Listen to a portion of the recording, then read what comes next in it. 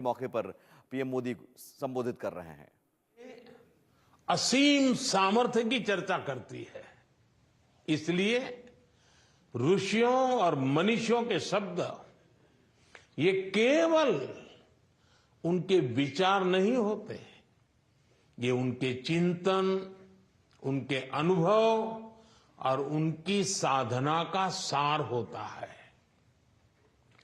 उन असाधारण चेतनाओं के सार को आत्मसात करना और उसे अगली पीढ़ियों के लिए संरक्षित करना, ये हम सबका कर्तव्य है।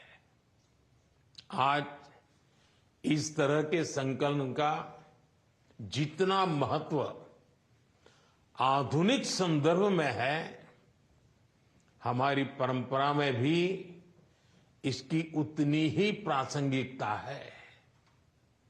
उदाहरण के लिए हमारे यहां भगवान व्यास की लिखी कितनी ही रचनाओं की मान्यता है। वो रचनाएं आज भी हमारे पास उपलब्ध हैं, क्योंकि वो पुराण की एक व्यवस्था के रूप में संकलित है।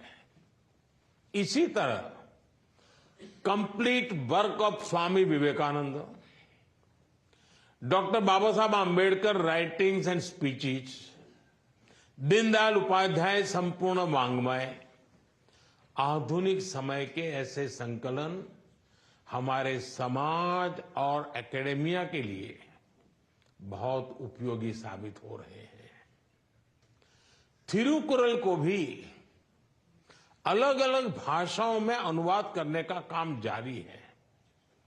अभी पिछले ही साल जब मैं पापुआ न्यू गिनी गया था, तो वहां की स्थानीय टोक पिसिन भाषा में थिरुकुरल को रिलीज करने का सौभाग्य मिला था।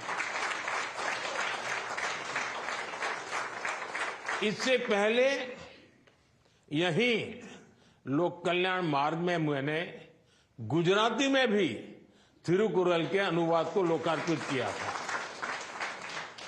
साथियों, सुब्रमण्य भारती जी ऐसे महान मनीषी थे जो देश की आवश्यकताओं को देखते हुए काम करते थे।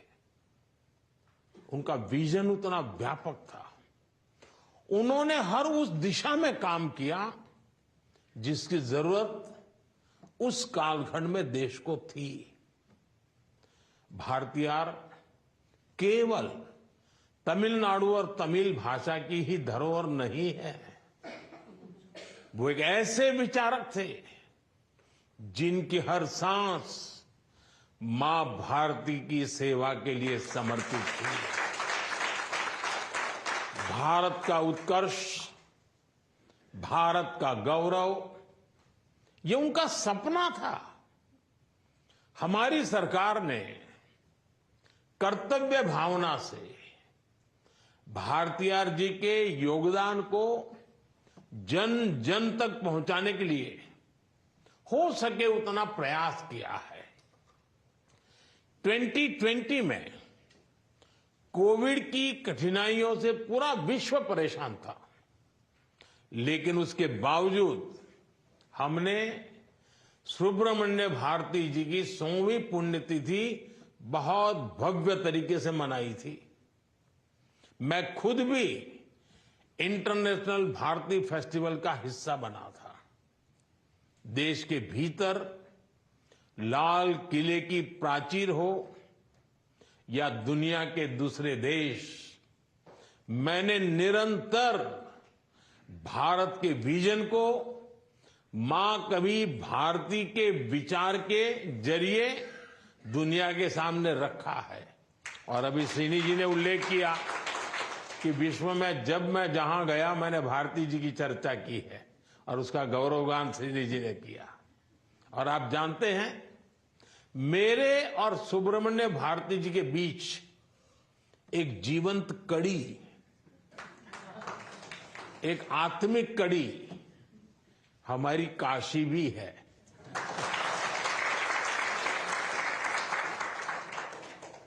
मेरी काशी से उनका रिश्ता काशी में बिताया गया उनका समय ये काशी की विरासत का एक हिस्सा बन चुका है। वो काशी में ज्ञान प्राप्त करने आए और वहीं के होकर रह गए। उनके परिवार के कई सदस्य आज भी काशी में रहते हैं और मेरा सौभाग्य है, मेरा उनसे संपर्क है। ऐसा कहा जाता है कि अपनी शानदार मूंछें रखने की प्रेरणा भी भारतीयार को काशी में रहते हुए मिली थी। भारतीयार ने अपनी बहुत सी रचनाएं गंगा के तट पर काशी में रहते हुए लिखी थी। इसलिए आज मैं उनके शब्द संकलन के इस पवित्र काम का काशी के सांसद के रूप में भी स्वागत करता हूं, अभिनंदन करता हूं। ये हमारी सरकार का सौभाग्य है कि महाकवि भारतीयार के योगदान को समर्पित एक चेयर की स्थापना बीएचयू में की गई है। साथियों, सुब्रमण्य भारती ऐसा व्यक्तित्व सदियों में कभी एकाध बार मिलता है। उनका चिंतन, उनकी मेधा, उनका बहुआयामी व्यक्तित्व ये आज भी हर किसी को भी हैरान करता है।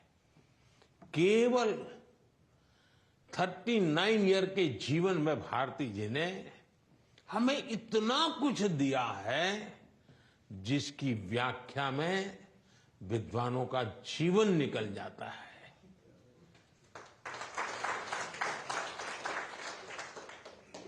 थर्टी 39 ईयर और उनको काम करते करते 60 साल गए। बचपन में खेलने और सीखने की उम्र में वो राष्ट्र प्रेम की भावना जगा रहे थे।